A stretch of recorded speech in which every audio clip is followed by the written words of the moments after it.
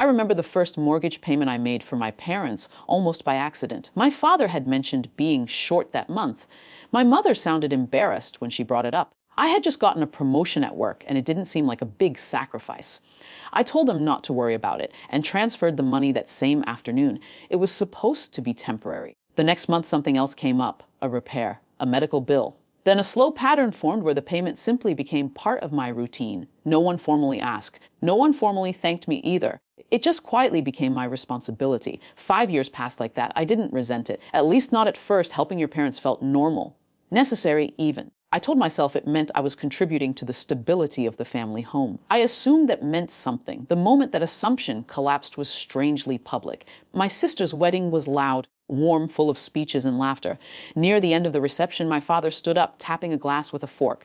He spoke proudly about family, about generosity, about starting new chapters. Then he announced their gift. They were giving their house to my sister and her new husband. The room erupted into applause. People hugged my parents. My sister cried. Her husband looked stunned and grateful. I stood there holding a glass of champagne, realizing something slowly. No one had mentioned the mortgage. Not once. The house that had quietly absorbed 5 years of my income had just been handed away like a symbolic gesture. I didn't argue that night. It didn't feel like the kind of thing you could argue about in front of 100 celebrating guests. I congratulated my sister, hugged my parents, and drove home.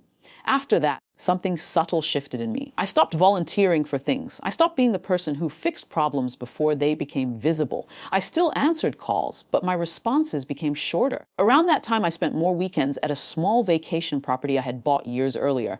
It was nothing extravagant, just a quiet place a few hours away where I could breathe. 2 months after the wedding, my mother called. Her voice carried the careful tone people use when they expect cooperation. Your sister and her husband need some space to start their life together, she explained. The house was small for 4 adults. They thought it would be better if your father and I stayed somewhere else for a while. There was a short pause. Then she mentioned my vacation house. Not as a request exactly, more like a logical solution everyone had already agreed on. For a moment, I didn't say anything. I was sitting in that very house when she called, looking out at the quiet stretch of trees behind the property. I can't do that, I said. The silence on the line felt unfamiliar. My mother asked what it meant. I mean, the house isn't available. There wasn't shouting, just confusion that slowly hardened into disappointment. My father called later that evening. Then my sister. A few relatives sent messages saying I was being dramatic. I kept repeating the same sentence. The house wasn't available. A week passed, then another.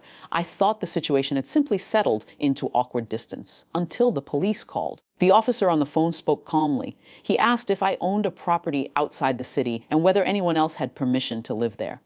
My stomach tightened before he even explained the rest. My parents had tried to move in. They had arrived with luggage and told a neighbor they were the owners. When the neighbor questioned it, things became complicated enough that someone called the police. The officer asked if I could come down to clarify the situation. When I arrived, 2 patrol cars were parked quietly along the road. My parents stood near the front gate, looking more irritated than embarrassed. The officer spoke with me first. I showed him the property documents on my phone and later in the glove compartment. Ownership was simple, clear. He nodded, then walked over to my parents. I couldn't hear everything they said, but the tone changed quickly. The calm authority of someone explaining a legal boundary has a way of cutting through emotional arguments. After a few minutes, my father stopped talking. My mother folded her arms and stared at the ground. Eventually, the officer returned and told me everything was settled. My parents gathered their bags and left without saying much to me.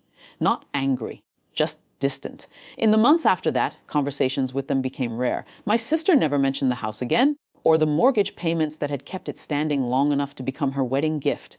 The vacation house stayed quiet for the first time in years. The silence didn't feel like something I needed to fill.